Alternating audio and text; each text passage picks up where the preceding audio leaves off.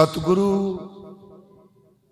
श्री गुरु ग्रंथ साहिब जी दी अमृत गुरबाणी साडा इष्ट है। साडे सतगुरु ने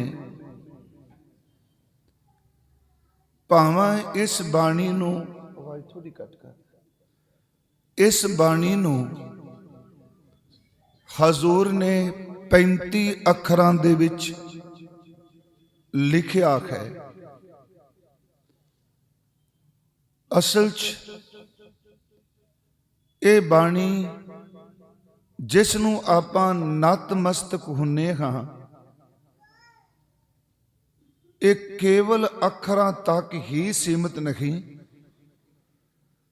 इस हर शब्द दे अंदर शब्द दे उचारण करते दा आपा समोया होया है। मैं फिर इसनूं दोबारा रिपीट कर देना। असी अमृत बाणी नूं पढ़ने हां ते गुरु ग्रंथ साहिब दी बाणी विच बाणी दी सिफत विच बाणी उचारण कीती है। गुरबाणी दी सिफत विच गुरबाणी है। जिवें आम एक शब्द पढ़िया जाता है, गुरु रामदास दा बचन बाणी गुरु गुरु है बाणी। ये की है? ये बाणी दी सिफत विच है। शब्द सिद्धे ने बाणी गुरु है, गुरु बाणी है। ते अगे शब्द महाराज वरदिया विच बाणी अमृत सारे, क्योंकि तुक तकरीबन गुरु साहब के स्थानां ते पढ़ी जाती। बाणी गुरु है, गुरु बाणी है।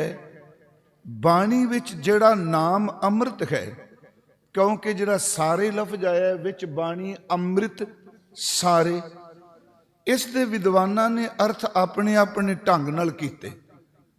किसी ने ये अर्थ कीते भी सारी बाणी विच सारे अमृत फैलिया होया है।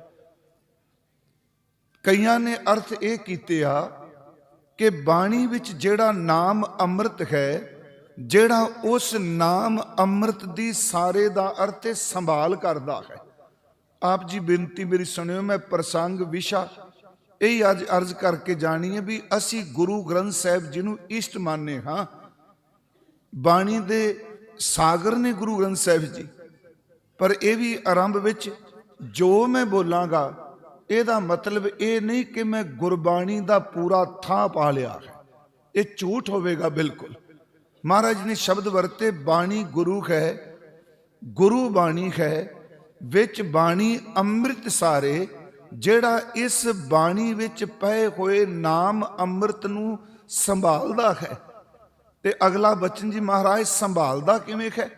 हजूर ने फिर फरमाया, महाराज कहंदे आ विच बाणी अमृत सारे गुर बाणी कह। गुरु जी बाणी आखदे आ, बोलदे आ, क्योंकि जदों सानू पाठ कराया गया इकट्ठा पाठ नहीं कराया कि गुरबाणी कह। बचन है गुर बाणी कह। सतगुरु बाणी बोलदे ने, बाणी उचारदे ने। ते किवें संभाले? सेवक जन मानै। इत्थे फिर बेनती, बड़ा प्यारा शब्द वरत्या सेवक ते जन। इहदा मतलब मनन लई सेवक बनना बहुत जरूरी है। मनन वास्ते जन दास बनना बहुत लाजमी है। ये दो जिहड़े शब्द भावें बड़े सरल आपां कह के तुर जाने कि गुर बाणी कहे सेवक जन मानै। इहदा मतलब मनन वास्ते सेवा भाव ते मनन वास्ते दासा भाव बहुत जरूरी है। महाराज कहने गुर बाणी कहे सेवक जन मानै। ते इहदा फल की मिलेगा? प्रतख। गुरमुखो इदू वध होर कोई लिखिया मिल सकदा? ये प्रमाण नहीं दिता कि फलाने की उदाहरण लै लो। इत्थे प्रतख दा अर्थ आपां करांगे प्रत्यक्ष। प्रत्यक्ष शब्द वरतने, ज़ाहरा शब्द वरतने कि गुरबाणी जिहड़ी है सतगुरु दा बचन ओनू प्रतख तौर ते पार कर दिंदा है। जिहड़ा गुरमुखो सतगुरु की बाणी नूं सत करके मान लैंदा। फिर बिनती, बाणी गुरु गुरु है बाणी, विच बाणी अमृत सारे गुर बाणी कहे सेवक जन मानै। ਤੇ ਮਹਾਰਾਜ ਬਚਨ ਕਰਦੇ ਆ, ਪ੍ਰਤੱਖ ਗੁਰੂ ਨਿਸਧਾਰੇ। ਹੁਣ ਥੋੜਾ ਜਿਹਾ ਬਾਣੀ ਆਪਾਂ ਸਭ ਕੁਝ ਧੰਨ ਗੁਰੂ ਗ੍ਰੰਥ ਸਾਹਿਬ ਜੀ ਦੇ ਬਚਨਾਂ ਵਿੱਚੋਂ ਲਾਂਗੇ ਜੀ। ਮਹਾਰਾਜ ਜੀ ਦਾ ਇਹ ਬਚਨ ਹੈ, ਭਾਵੇਂ ਅਸੀਂ ਪੜ੍ਹਨੇ ਧੁਰ ਕੀ ਬਾਣੀ ਆਈ ਤਿਨ ਸਗਲੀ ਚਿੰਤ ਮਿਟਾਈ। ਗੁਰੂ ਅਰਜਨ ਸਾਹਿਬ ਜੀ ਦਾ ਬਚਨ ਹੈ ਕਿ ਪਰਮੇਸ਼ਰ ਦਿੱਤਾ ਬੰਨਾ ਦੁੱਖ ਰੋਗ ਕਾ ਡੇਰਾ ਭੰਨਾ। ਹੁਕਮ ਰੂਪ ਵਿੱਚ ਵੀ ਆਉਂਦਾ, ਜਿਹੜੇ ਗੁਰੂ ਗ੍ਰੰਥ ਸਾਹਿਬ ਦੇ 1430 ਅੰਗ ਜਿਹੜੇ ਨੇ, ਮੈਂ ਤਾਂ ਸ਼ਬਦ ਵਰਤਿਆ ਕਿਉਂਕਿ ਜਿਹੜਾ ਦਰਬਾਰ ਸਾਹਿਬ ਪ੍ਰਕਾਸ਼ ਹੁੰਦਾ ਹੈ ਉੱਥੇ ਬਾਣੀ ਇੱਕ ਜੈਸੀ ਹੈ ਪਰ ਅੰਗਾਂ ਵਿੱਚ ਫਰਕ ਹੈ। ਜਿੰਨੇ ਵੀ ਆਪ ਜੀ ਨੂੰ ਹੱਥ ਲਿਖਤ ਸਰੂਪ ਮਿਲਣਗੇ ਜਿਹੜੇ ਗੁਰਮੁਖ ਬਾਣੀ ਦੇ ਅਭਿਆਸੀ ਨੇ, ਗੁਰੂ ਸਾਹਿਬ ਨੇ ਅੰਗ ਨਿਰਧਾਰਿਤ ਨਹੀਂ ਸਨ ਕੀਤੇ। ਬਾਣੀ ਹੈ ਪਰ ਜਿਹੜੇ ਜਦੋਂ 1430 ਅੰਗ ਦੀ ਗੱਲ ਕਰਨੇ ਆ ਤੇ ਗੁਰਮੁਖੋ ਉੱਥੇ ਇਹ ਹੁਕਮ ਰੂਪ ਵਿੱਚ ਵੀ ਆਉਂਦਾ ਹੈ ਕਿ ਪਰਮੇਸ਼ਰ ਦਿੱਤਾ ਬੰਨਾ ਦੁੱਖ ਰੋਗ ਕਾ ਡੇਰਾ ਭੰਨਾ। ਅਨੰਦ ਕਰੈ ਨਰ ਨਾਰੀ ਹਰ ਹਰ ਪ੍ਰਭ ਕਿਰਪਾ ਧਾਰੀ। ਸੰਤੋ ਸੁਖ ਹੋਵਾ ਸਭ ਥਾਈ। ਅੱਗੇ ਮਹਾਰਾਜ ਕਹਿੰਦੇ ਨੇ ਸਾਰੀਆਂ ਥਾਵਾਂ ਤੇ ਸੁਖ ਵਰਤਿਆ, ਸੰਤੋ ਸੁਖ ਹੋਵਾ ਸਭ ਥਾਈ। ਰੱਬ ਰਹਾ ਸਭ ਨਹੀਂ ਜਾਈ। ਅੱਗੇ ਗੁਰੂ ਜੀ ਕਹਿੰਦੇ ਧੁਰ ਕੀ ਬਾਣੀ ਆਈ। ਗੁਰਮੁਖੋ ਸੁਣਿਓ ਇਸ ਬੇਨਤੀ ਨੂੰ ਦੁਬਾਰਾ। ਇੱਕ ਤਾਂ ਅਰਥ ਅਸੀਂ ਕਰਨੇ ਆ ਕਿ ਧੁਰ ਤੋਂ ਬਾਣੀ ਆ ਗਈ। ਹੁਣ ਜਿਹੜੇ ਧੁਰ ਸ਼ਬਦ ਹੈ, ਹੋਰ ਇੱਕ ਦੋ ਬਚਨ ਅਸੀਂ ਲਾਂਗੇ। ਇਹ ਧੁਰ ਸ਼ਬਦ ਕੀ ਹੈ ਕਿ ਧੁਰ ਕੀ ਬਾਣੀ ਆਈ, ਇਹ ਧੁਰ ਤੋਂ ਬਾਣੀ ਆਈ। ਤੇ ਅੱਗੇ ਕਹਿੰਦੇ ਜਿਨ ਤਿਨ ਸਗਲੀ ਚਿੰਤ ਮਿਟਾਈ। ਇੱਕ ਤਾਂ ਅਰਥ ਇਹ ਕਰਦੇ ਨੇ ਜਿਵੇਂ ਗੁਰੂ ਸਾਹਿਬਾਨਾਂ ਅੰਦਰ ਬਾਣੀ ਉਤਰੀ, ਭਗਤਾਂ ਦੇ ਅੰਦਰ ਬਾਣੀ ਆਈ, ਸੰਤਾਂ ਮਹਾਂਪੁਰਖਾਂ ਦੇ ਜਿੰਨੇ ਬਚਨ ਨੇ ਉਹਨਾਂ ਦੇ ਅੰਦਰ ਬਾਣੀ ਆਈ। ਦੂਸਰਾ ਭਾਵ ਇਹ ਹੈ ਕਿ ਗੁਰੂ ਗ੍ਰੰਥ ਸਾਹਿਬ ਦਾ ਸਰੂਪ, ਆਪ ਜੀ ਦੇ ਗੁਰਦੁਆਰੇ ਕਿੰਨੇ ਸਰੂਪ ਹੋਣੇ ਨੇ। ਮੇਰੀ ਬੇਨਤੀ ਸੁਣੋ, ਇਹਨੂੰ ਆਪਾਂ ਤਰਕ 'ਚ ਨਹੀਂ ਲਿਜਾਣਾ। ਗੁਰੂ ਗ੍ਰੰਥ ਸਾਹਿਬ ਦੇ ਸਰੂਪ ਜਿਹੜੀ ਬਾਣੀ ਅੰਦਰੋਂ ਆਈ ਉਹਨੂੰ ਅੱਖਰ ਰੂਪ ਲਿਖ ਦਿੱਤਾ, 35 ਅੱਖਰਾਂ ਵਿੱਚ ਲਿਖ ਦਿੱਤਾ ਤੇ ਸਦੀਆਂ ਹੋ ਗਈਆਂ ਨੇ ਅਸੀਂ ਨਮਸਕਾਰ ਕਰਨੇ ਆ। ਗੁਰਮੁਖੋ ਬਾਣੀ ਤਾਂ ਆਦ ਜੁਗਾਦੀ ਹੈ। ਧੁਰ ਕੀ ਬਾਣੀ ਆਈ, ਜਿਹੜੀ ਬਾਣੀ ਧੁਰ ਤੋਂ ਹੈ। ਜਦੋਂ ਇਨਸਾਨ ਦੇ ਧੁਰ ਆਪਣੇ ਅੰਦਰ ਬਾਣੀ ਪ੍ਰਗਟ ਹੋ ਗਈ, ਫਿਰ ਬੇਨਤੀ ਜਦੋਂ ਆਪਣੇ ਅੰਦਰ ਬਾਣੀ ਆ ਗਈ, ਧੁਰ ਕੀ ਬਾਣੀ ਆਈ ਤਿਨ ਸਗਲੀ ਚਿੰਤ ਮਿਟਾਈ। ਉਸ ਬਾਣੀ ਨੇ ਹਰ ਚਿੰਤਾ ਜਿਹੜੀ ਦੂਰ ਕਰ ਦਿੱਤੀ। ਜਿੱਥੇ ਸ਼ਬਦ ਔਖਾ ਲੱਗੇਗਾ ਮੈਂ ਦੁਬਾਰਾ ਦੁਹਰਾ ਦਿਆਂਗਾ। ਇਸ ਤੋਂ ਅਗਲੀ ਬੇਨਤੀ ਜੀ, ਗੁਰਬਾਣੀ ਦੇ ਕਈ ਪੱਖ ਨੇ। ਮੈਂ ਆਪ ਜੀ ਕੋਲ ਕਈ 3-4 ਸਾਲਾਂ ਤੋਂ ਆ ਰਿਹਾ, ਪਿੱਛੋਂ ਪਿਛਲੇ ਸਾਲਾਂ ਤੋਂ ਇੱਕ ਗੱਲ ਬੜੀ ਸਪਸ਼ਟ ਹੈ। ਠੀਕ ਹੈ, ਜਿਸ ਨੂੰ ਬਾਣੀ ਨਹੀਂ ਆਉਂਦੀ ਸਤਨਾਮ ਵਾਹਿਗੁਰੂ ਜਪ ਲੈ, ਬਾਣੀ ਸੁਣ ਲੈ, ਉਹ ਸ਼ਬਦ ਜਿਹੜਾ ਹੈ ਆਪਣੀ ਸਤਿਗੁਰੂ ਕੀ ਬਾਣੀ ਦਾ ਪੜ੍ਹੇ। ਪਰ ਮੈਂ ਕਹਿੰਦਾ ਜਿਹਨੂੰ ਰੱਬ ਨੇ ਅੱਖਰਾਂ ਦੀ ਪਹਿਚਾਨ ਦਿੱਤੀ ਹੈ, ਜੇ ਉਹ ਦੇਵਨਾਗਰੀ ਜਾਣਦਾ ਹੈ, ਕਿੰਨੀ ਤਾਲੀਮ ਹਾਸਲ ਹੋਰ ਕਰੀ ਬੈਠਾ ਹੈ, ਕੋਈ ਇੰਜੀਨੀਅਰ ਬਣਿਆ, ਕੋਈ ਡਾਕਟਰ ਬਣਿਆ, ਕੋਈ ਹੋ ਸਕਦਾ ਰਾਜਨੀਤੀ ਦੇ ਮੈਦਾਨ ਵਿੱਚ ਹੋਵੇ। ਮੇਰੀ ਹੱਥ ਜੋੜ ਕੇ ਬੇਨਤੀ ਹੈ, ਘੱਟੋ ਘੱਟ ਆਪਣੀ ਜ਼ਿੰਦਗੀ 'ਚ ਗੁਰਬਾਣੀ ਦੀ ਸੰਥਿਆ ਲੈ ਕੇ ਇੱਕ ਵਾਰੀ ਖੁਦ ਗੁਰੂ ਗ੍ਰੰਥ ਸਾਹਿਬ ਦਾ ਪਾਠ ਜ਼ਰੂਰ ਕਰੋ। ਸੇਵਕ ਜਨ ਬਣ ਕੇ ਇੱਕ ਵਾਰੀ ਤਾਂ ਪਾਠ ਕਰਕੇ ਦੇਖੀਏ। ਮੈਂ ਇੱਕ ਵਾਰੀ ਤਾਂ ਸ਼ਬਦ ਵਰਤੇ ਹੈ ਕਿ ਗੁਰੂ ਗ੍ਰੰਥ ਸਾਹਿਬ ਸੱਚ ਇਹ ਵੇ ਕਿ ਗੁਰੂ ਗ੍ਰੰਥ ਸਾਹਿਬ ਸੱਚੇ ਪਾਤਸ਼ਾਹ ਮੈਨੂੰ ਬਖਸ਼ ਦਿਆ ਜੇ ਰਾਜਨੀਤੀ ਕਰਨ ਦਾ ਸਾਧਨ ਨਹੀਂ। ਗੁਰੂ ਗ੍ਰੰਥ ਸਾਹਿਬ ਦੀ ਬਾਣੀ ਉਹ ਰੱਬੀ ਭੋਜਨ ਹੈ, ਰੂਹਾਨੀ ਹੈ, ਜਿਹਨੂੰ ਹਿੰਦੂ ਖਾ ਲੈ, ਮੁਸਲਮਾਨ ਖਾ ਲੈ, ਸਿੱਖ ਖਾ ਲੈ। ਜਿਹੜਾ ਵੀ ਇਸ ਭੋਜਨ ਨੂੰ ਛਕੇਗਾ, ਸੱਚ ਇਹ ਵੇ ਗੁਰਬਾਣੀ ਦਾ ਭੋਜਨ ਉਹਦਾ ਉਧਾਰ ਜ਼ਰੂਰ ਕਰੇਗਾ। ਜਿਵੇਂ ਅਸੀਂ ਇੱਕ ਪਾਠ ਰੋਜ਼ ਕਰਨੇ ਰਹਿ ਰਾਸ ਸਾਹਿਬ ਵਿੱਚ ਕਿ ਥਾਲ ਵਿੱਚ 3 ਵਸਤੂ ਪਈਓ, ਸਤ ਸੰਤੋਖ ਵਿਚਾਰੋ। ਕੁਝ ਗੁਰਮੁਖਾਂ ਨੇ ਇਹਦੇ ਅਰਥ ਗੁਰੂ ਗ੍ਰੰਥ ਸਾਹਿਬ ਰੂਪੀ ਥਾਲ ਕੀਤੇ ਨੇ ਕਿ ਗੁਰੂ ਗ੍ਰੰਥ ਸਰੂਪੀ ਥਾਲ ਵਿੱਚ ਸਤ ਸੰਤੋਖ ਤੇ ਤੀਸਰਾ ਸ਼ਬਦ ਅਸੀਂ ਵਰਤਨੇ ਆ ਵਿਚਾਰੋ, ਵਿਚਾਰ ਦਾ ਜ਼ਿਕਰ ਵੀ ਕੀਤਾ ਹੈ। ਪਰ ਇਹ ਤਿੰਨੇ ਤਾਂ ਸੋਭਨੀਕ ਨੇ ਜੇ ਅੰਮ੍ਰਿਤ ਨਾਮ ਹੈ ਤਾਂ। ਥਾਲ ਵਿੱਚ 3 ਵਸਤੂ ਪਈਓ, ਸਤ ਸੰਤੋਖ ਵਿਚਾਰੋ, ਅੰਮ੍ਰਿਤ ਨਾਮ ठाकुर का पयो प्यारिओ जिसका सबस उधारो, जेड़ा नाम जेड़ा है सारियां दा आधार है। हुण मैं कहा मैं सच की गल करना, वेखो सच की गल कर लो, जे मैं नाम ही नहीं जपदा मैं किहड़े सच की गल कर लगा। मैं जी संतोख वाला वा, इस नुकते नूं तुसीं सियाणे बैठे हो, मैं फिर रिपीट करना। एक तां जिहड़ा सच शब्द है जी, गुरु ग्रंथ साहिब च आप जी पढ़दे हो, असी पढ़ने हाँ, क्योंकि बाबा जी ने बाणी की शुरुआत ही सच तो की कि आद सच जुगाद सच है भी सच। एक आ भी बचन पढ़ने श्लोक, सच तां पर जानिए जां हृदय सच्चा होए। ये दो गल्लां हो गईयां जी, एक सच जानिए, दूजा हृदय सच्चा होए। दूजे पासे महाराज आद सच जुगाद सच की गल करते। हालांकि एक ओंकार तो बाद परमेश्वर दे जेड़े दैवी रूहानी गुणां दी जिक्र कीता, उहदे विच दूजा नां जिहड़ा आउंदा थां सत नाम है। जदों सच की व्याख्या करने आ, बेनती है जी सच जिन्नी को समझ पई, सच की व्याख्या तीन तरीके नाल होवेगी। एक सच है दृष्टमान दा, शायद मैं इत्थे कथा करके गया होवां, वो सच बदलदा है। आपां कहांगे जी सच ते बदलदा ही नहीं। आद सच जुगाद सच क्या है? जदों परमात्मा ने दृष्टमान सर्ज दिता, ਇਹਦੇ ਵਿੱਚ जो हकीकत दिसदी ਉਹ बदलदी है, जो सच्चाई दिस रही है। एक सच है जिहड़ा इखलाक हुंदा है, एक सच है जिहड़ा दैवी अबदल है, जिन्हें कदी चेंज नहीं होना। ਇਹਦੇ अर्थ थोड़े जे करन लई कि एक सच ਉਹ ਜਿਹੜਾ बदल रहा है। देखो गुरमुखो, ਅਸੀਂ ਹੁਣ बैठे हाँ गुरुद्वारे साहिब। जदों आप जी गुरुद्वारे आए हो ते बाहर चानण सी ना, वो सच सी, वो झूठ नहीं सी। असी सारे आए हैं, दिन चढ़िया दिन खलोता जां चानण आए हैं, जां 2-4 घंटे पहले हुण तो सूरज की धुप सी, उदों वो सच सी। पर जदों बाहर निकलना वो सच खत्म हो चुका है, उदों बाद हुण हनेरा हो चुका। मैं सीधी जी उदाहरण देन लगा कि जिहड़ा सच वो सी 2-4 घड़ियां 2-3 घंटे पहले, वो हुण सच नहीं। हुण जे कोई कहे जी देखो बाहर धुप निकली है, आपां कहांगे झूठ बोलदा है। ते इन तो 3 घंटे पहला कोई कहंदा जी बाहर हनेरा है, आपां कहना सी झूठ बोलदा है।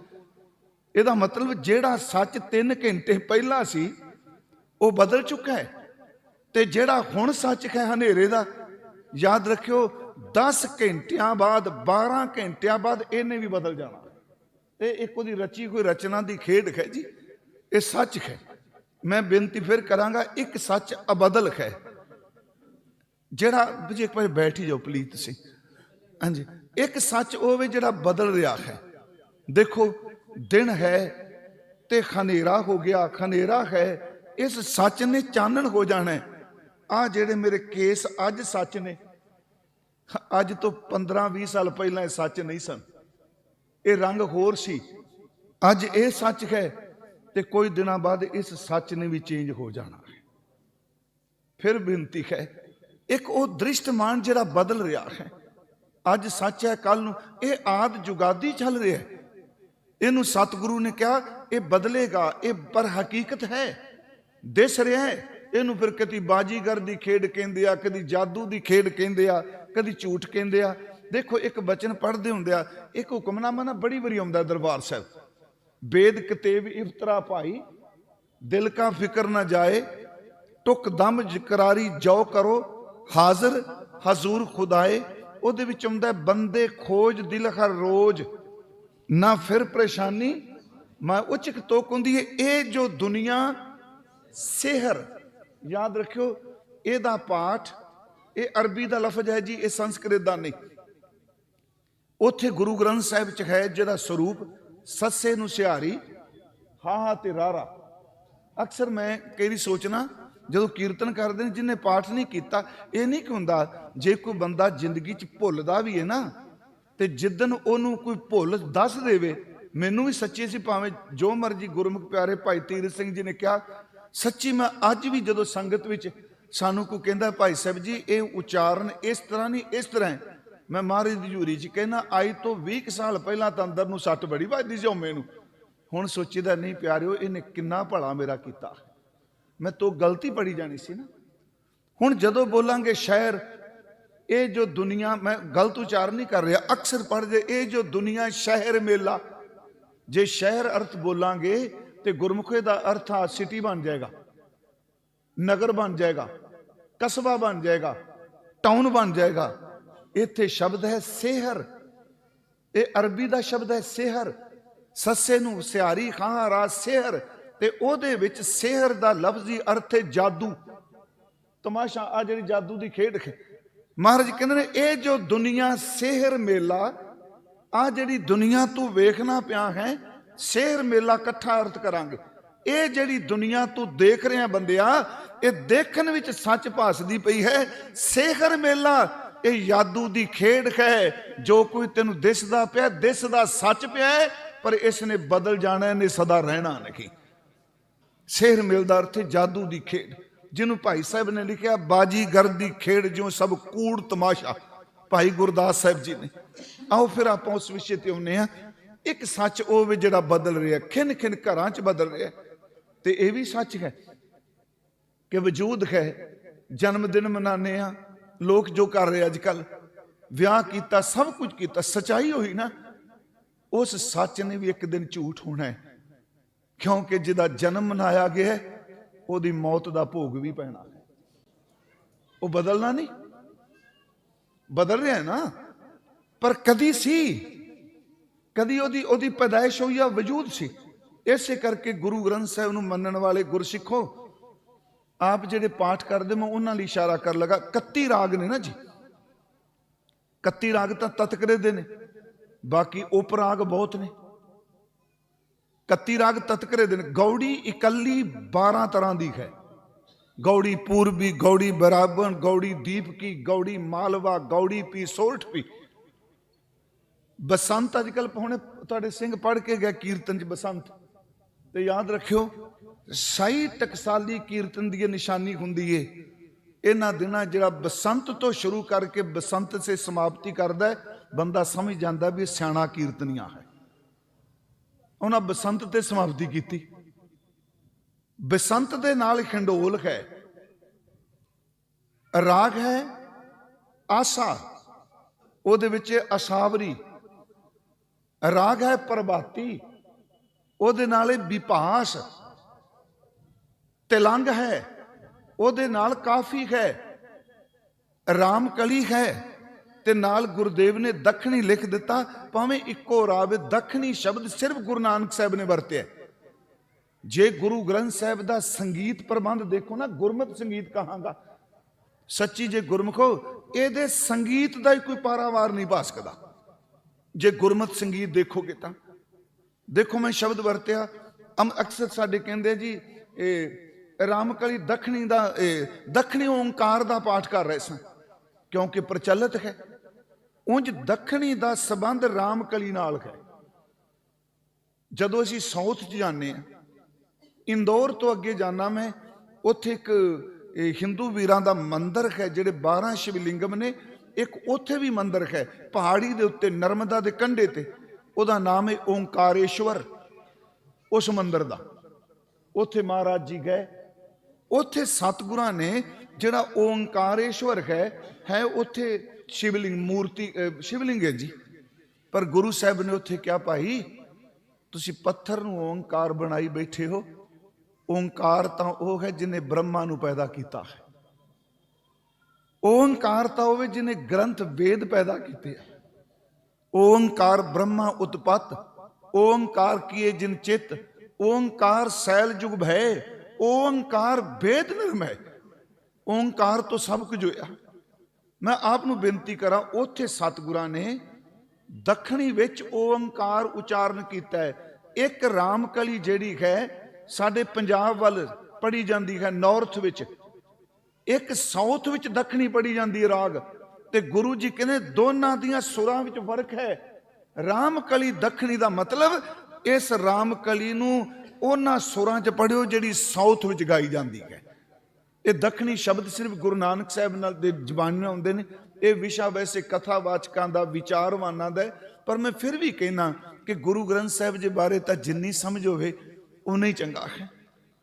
ਫਿਰ ਬੇਨਤੀ ਸੁਣਿਓ ਕਿ ਮਰਜ਼ ਕੀਤੀ ਇੱਕ ਸੱਚ ਹੋਵੇ ਜਿਹੜਾ ਬਦਲ ਰਿਹਾ ਹੈ। ਅਸੀਂ ਜਦੋਂ ਪਾਠ ਕਰਨੇ ਆ ਨਾ, ਖਾਸ ਕਰਕੇ ਦੋ ਰਾਗ, ਇੱਕ ਵਡਹੰਸ, ਇੱਕ ਰਾਮਕਲੀ। ਵਡਹੰਸ ਰਾਗ ਜਦੋਂ ਪਾਠ ਕਰਨੇ ਆ ਤੇ ਕਿਉਂਕਿ ਗੁਰੂ ਗ੍ਰੰਥ ਸਾਹਿਬ ਵਿੱਚ ਪੰਜਾਬ ਦਾ ਫੋਕ ਬਹੁਤ ਹੈ, ਜਿਹਨੂੰ ਤੁਸੀਂ ਆ ਲੋਕ ਸੰਗੀਤ ਕਹਿੰਦੇ ਆ ਨਾ, ਆ ਲੋਕਾਂ ਵਿੱਚ ਵਰਤੇ, ਗੁਰੂ ਗ੍ਰੰਥ ਸਾਹਿਬ 'ਚ ਬਹੁਤ ਹੈ।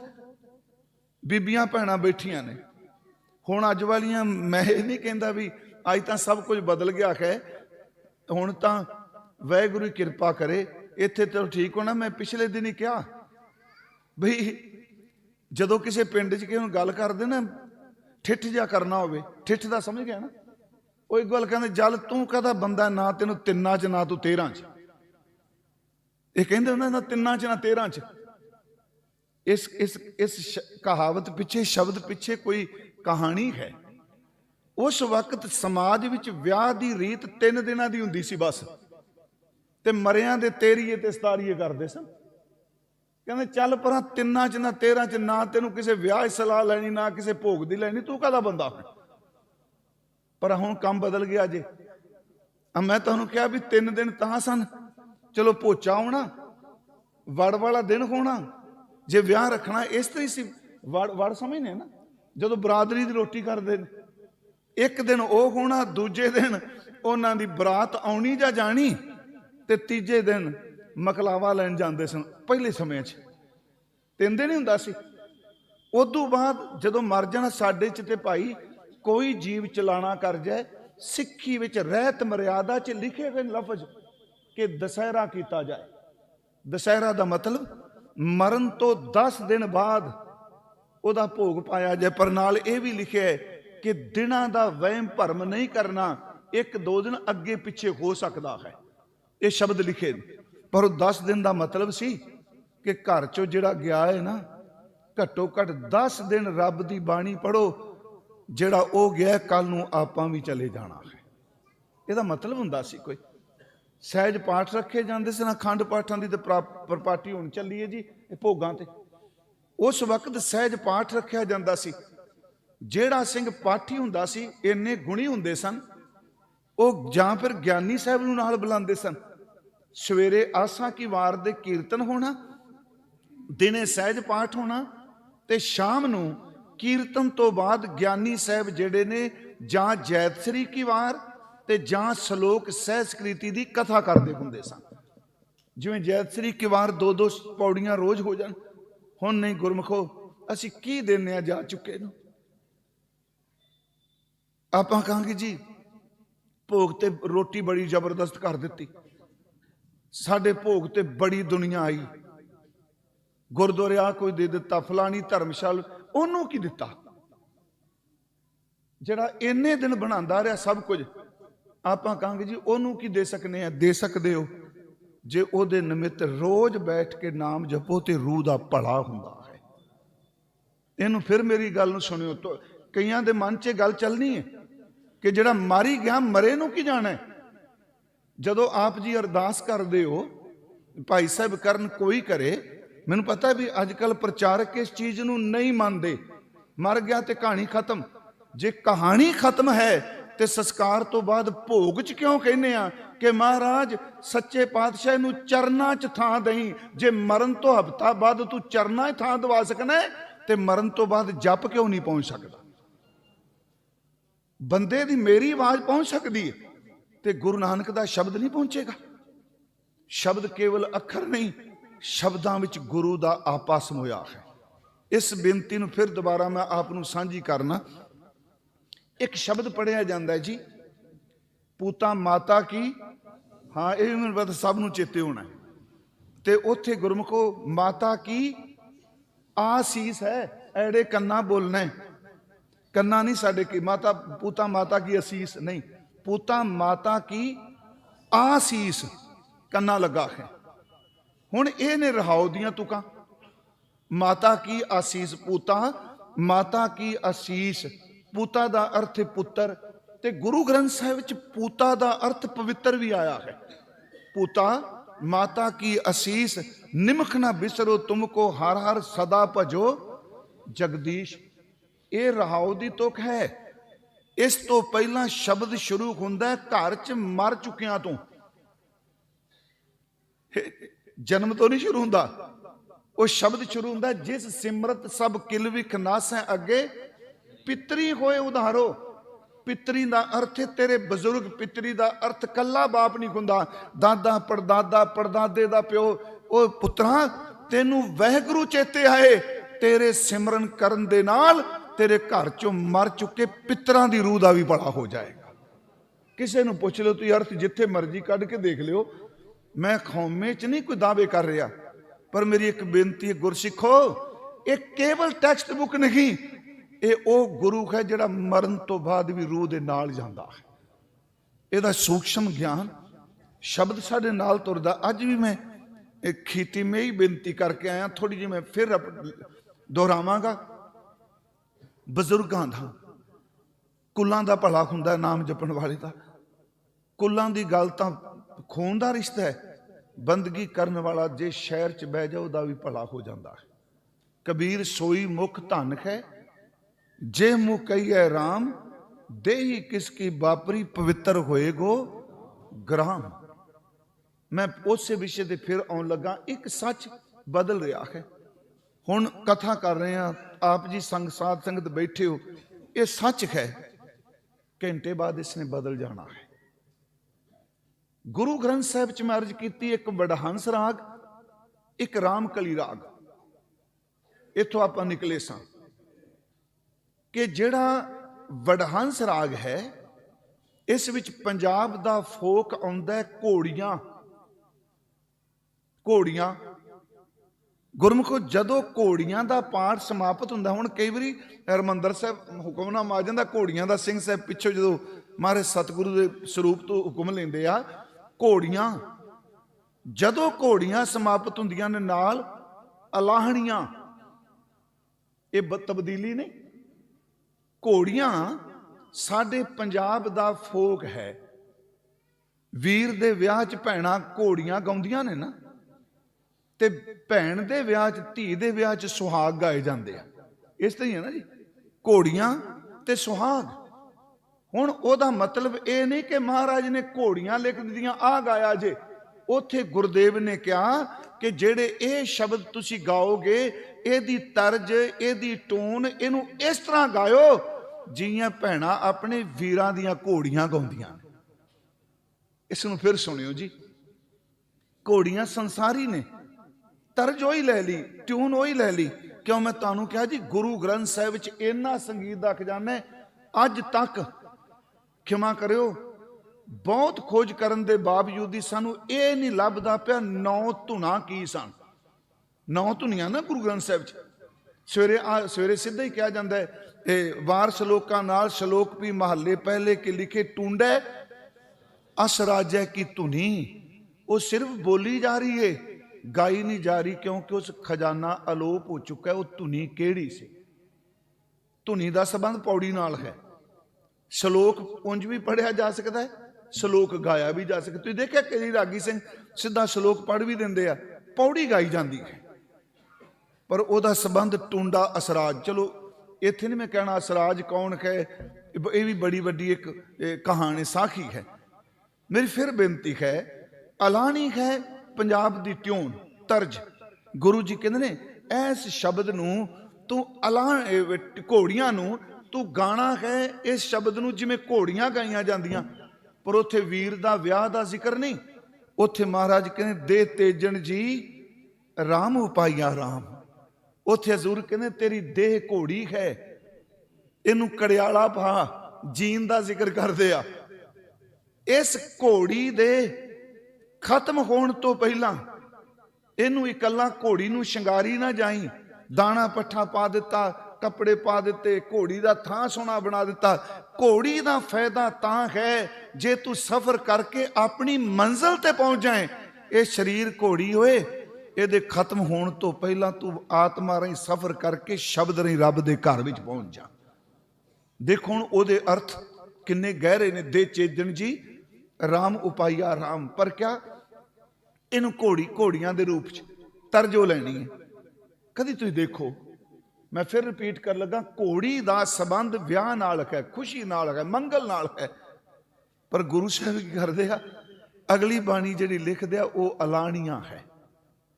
घोड़ियां पहला आउंदियां ने, अलाहणियां बाद विच आउंदियां ने।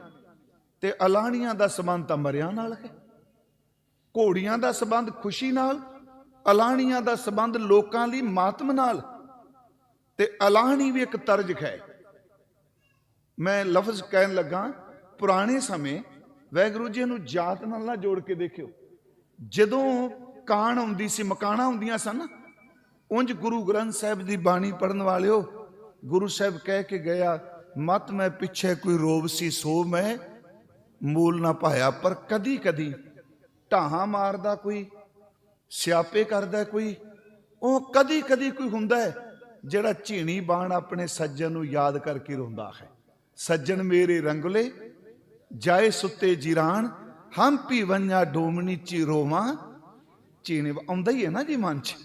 ਮੈਂ ਫਿਰ ਬੇਨਤੀ ਸੁਣਿਓ, ਨਾਨਕ ਰੁੰਨਾ ਬਾਬਾ ਜਾਣੀਏ ਜੇ ਰੋਵੇ ਲਾਏ ਪਿਆਰੋ। ਮੈਂ ਦੋ ਘਟਨਾ ਵੇਖੀਆਂ ਨੇ। ਮਹਾਰਾਜ ਗੁਰੂ ਨਾਨਕ ਸਾਹਿਬ ਸੱਚੇ ਪਾਤਸ਼ਾਹ ਜੀ ਭਾਈ ਮਰਦਾਨਾ ਜੀ ਨੂੰ ਨਾਲ ਲਿਆ। ਉਹ ਗੁਰਮੁਖ रूह पिछले दिन में क्या, जेड़े उम्र करके हजूर तो 10 साल वड्डे ने भाई मरदाना जी,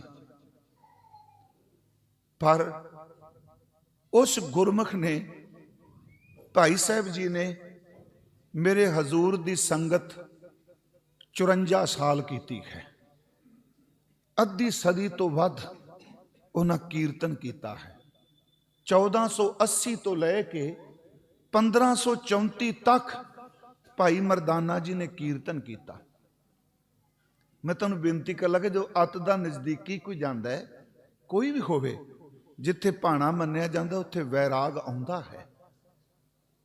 पर शुक्र वाला उस वैराग विच उलामा नहीं, उस वैराग विच यह भी हुंदा है, सजना तू तुर चले, असी भी तेरे पिछे आ जाना है। भाई साहब भाई मरदाना जी जिस वक्त चलाना करते हैं, गुरु नानक साहब जी दे कोल ने, क्योंकि साडा इतिहास कहता है, कुछ कहते हैं कुर्रम दरिया अफगानिस्तान है, उत्थे शरीर छड्डिया, कुछ विद्वान कहते हैं करतारपुर छड्डिया।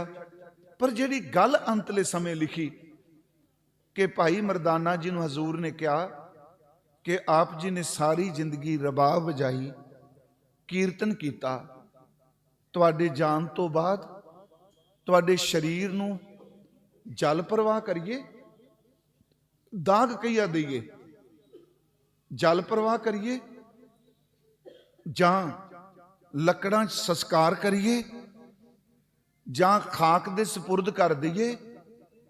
चौथा शब्द क्या, जे जां उंज खुले विच रख दईए, भी रखिया जांदा है शरीर। भाई साहब ने नेत्र खोले, कहंदे बाबा जी अजे भी शरीर दियां गल्लां। देखो शब्द कि संस्कार करिए, जल प्रवाह करिए, नेत्र खोल के कहने बाबा जी अजे भी शरीर दियां बातां। ते महाराज जी वेखना चाहते ने कि सिखर ते पहुंच गया। अखीर ते कहंदे ने भाई साहब नूं, भाई जी भाई मरदाना साहब जी नूं तेनू तुहानू खाक दे सपुरद करांगे, उत्ते पत्थर लावांगे, लोग तुहानू पूजणगे।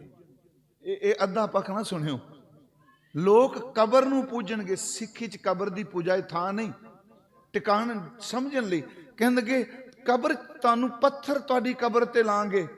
अखीरले बोल सन, बाबा सारी जिंदगी तुहाडा शब्द गा गा के अज चम दी कबर विचों निकलण लगा, चप दी कबर चों कढ के पत्थरां दी कबर च ना पाई, उथे रखी जिथे तेरा वासा है।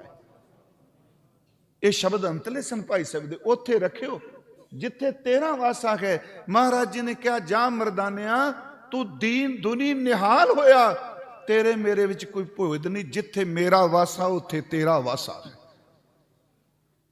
हजूर दे सामने झोली च कहो ਉਂਝ ਭਾਈ ਮਨੀ ਸਿੰਘ ਕਹਿੰਦੇ ਨੇ ਚੌਂਕੜਾ ਮਾਰ ਕੇ ਬਹਿ ਗਏ ਤੇ ਬ੍ਰਹਮ ਰੁਦਰ ਫੋੜ ਕੇ ਉਹਨਾਂ ਦੇ ਪ੍ਰਾਣ ਨਿਕਲੇ ਸਨ। ਕਿਉਂਕਿ ਪ੍ਰਾਣ ਨਿਕਲਦੇ ਵੀ ਤੇ ਵੱਖਰੇ ਵੱਖਰੇ ਨੇ, ਬੰਦੇ ਦੀ ਅਵਸਥਾ ਮੁਤਾਬਕ ਨਿਕਲਦੇ ਆ। ਕੋਈ ਜ਼ਰੂਰੀ ਨਹੀਂ ਵੀ ਮੂੰਹ ਤੋਂ ਨਿਕਲਦੇ ਨੇ ਪ੍ਰਾਣ, ਇਹ ਵੀ ਬੰਦੇ ਦੀ ਅਵਸਥਾ ਹੈ। ਨਿਕਲੇ ਤੇ ਮਹਾਰਾਜ ਰਬਾਬ ਲੈ ਕੇ ਆ ਗਏ। ਜਦੋਂ ਰਬਾਬ ਲੈ ਕੇ ਆਏ ਤੇ ਘਰ ਸੁਨੇਹਾ ਘੱਲਿਆ, ਭਾਈ ਮਰਦਾਨਾ ਜੀ ਦੇ 2 ਬੇਟੇ ਸਨ, ਇੱਕ ਦਾ ਨਾਮ ਸਜਾਦਾ ਸੀ, ਇੱਕ ਦਾ ਨਾਮ ਰਜਾਦਾ ਸੀ। ਉਹਨਾਂ ਦੀ ਇੱਕ ਬੇਟੀ ਸੀ ਜਿਹਦਾ ਨਾਮ ਕਾਕੋ ਹੈ। ਇਹ ਮੈਂ ਹਿਸਟਰੀ 'ਚ ਥੋੜੇ ਦਿਨ ਪੜ੍ਹਿਆ। ਕਾਕੋ ਧੀ ਦਾ ਨਾਮ ਸੀ। ਜਦੋਂ ਮਹਾਰਾਜ ਗਏ ਆ ਜੀ ਉਦਾਸੀਆਂ ਤੇ, ਜਦੋਂ ਕਿਹਾ ਨਾ ਮਰਦਾਨਿਆਂ ਚੱਲੀ ਆਪਾਂ ਬਹੁਤ ਦੂਰ ਜਾਣਾ, ਉਹ ਕਹਿੰਦਾ ਸਤਿਗੁਰੂ ਨੂੰ ਜਾਵਾਂ ਤੇ ਸਹੀ, ਪਰ ਕਾਕੋ ਤਾਂ ਵਿਆਹਣ ਵਾਲੀ ਹੈ ਜੇ। ਇੱਕ ਪਿਓ ਵੇ ਨਾ ਵੀ ਮੈਂ ਤੇ ਤੁਰ ਜਾਗਾ, ਧੀ ਘਰ ਹੈ। ਹਜ਼ੂਰ ਕਹਿੰਦੇ ਕਾਕੋ ਦਾ ਵਿਆਹ ਸੀ ਆਪਣੇ ਹੱਥੀ ਕਰਾਂਗੇ। ਉੱਥੋਂ ਫਿਰ ਸੁਲਤਾਨਪੁਰ ਤੋਂ ਭਾਈ ਭਗੀਰਥ ਨੂੰ ਲਾਹੌਰ ਭੇਜਿਆ ਸੀ ਸਮਾਨ ਲੈਣ ਲਈ। ਉੱਥੇ ਇੱਕ ਸਾਖੀ 'ਚ ਲਿਖਿਆ, ਪੁੱਛਿਆ ਜੀ ਕਿੰਨੇ ਨਾਲ ਸਰ ਜੂਗਾ ਵਿਆਹ ਦਾ? ਮੈਂ ਕਹਿੰਦਾ ਜਜਮਾਨ ਜੀ 100 ਨਾਲ। ਹਜ਼ੂਰ ਕਹਿੰਦੇ ਨਹੀਂ, ਤੇਰੀ ਧੀ ਦਾ ਵਿਆਹ 200 ਨਾਲ ਕਰਾਂਗਾ। ਮਹਾਰਾਜ ਆਪ ਭਾਈ ਭਗੀਰਥ ਗਏ ਜੋ ਸਨਮੁਖ ਚੂੜਾ ਮਨਸੁਖ ਤੋਂ ਚੂੜਾ ਨਹੀਂ ਲੈ ਕੇ ਆਉਂਦੇ। ਕੁਝ ਬ੍ਰਾਹਮਣ ਦੀ ਧੀ ਕਹਿੰਦੇ ਨੇ, ਪਰ ਪੁਰਾਣੀਆਂ ਜਨਮ ਸਾਖੀਆਂ ਵਿੱਚ ਭਾਈ ਮਰਦਾਨੇ ਦੀ ਬੇਟੀ ਕਿਹਾ ਹੈ। ਹੁਣ ਜਿਹੜਾ ਇੰਨਾ ਸਮਾਂ ਰਿਹਾ, ਸਤਿਗੁਰੂ ਰਬਾਬ ਲਪੇਟੀ ਹੋਈ, ਇਹਦੇ ਪੁੱਤਰ ਸਜਾਦੇ ਤੇ ਰਜਾਦੇ ਨੂੰ ਬੁਲਾ ਲਿਆ। ਰਬਾਬ ਕੋਲ ਪਈ ਸੀ ਪਰ ਅੱਬਾ ਨਹੀਂ ਸੀ।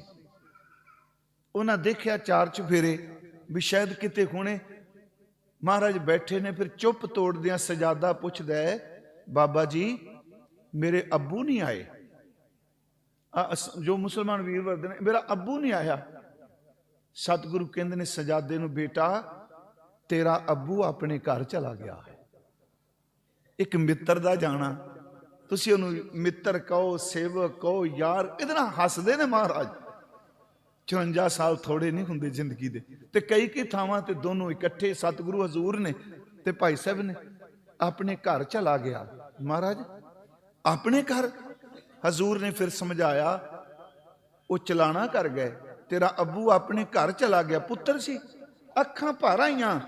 ਹਜ਼ੂਰ ਨੇ ਕਿਹਾ, ਸਜਾਦਿਆ ਜਿਹੜੇ ਆਪਣੇ ਘਰ ਜਾਂਦੇ ਨੇ ਉਹਨਾਂ ਦੇ ਸੋਗ ਨਹੀਂ ਮਨਾਈ ਦੇ। ਜਿਹੜੇ ਆਪਣੇ ਘਰ ਜਾਂਦੇ ਨੇ ਸੋਗ ਨਹੀਂ ਮਨਾਈ ਦੇ।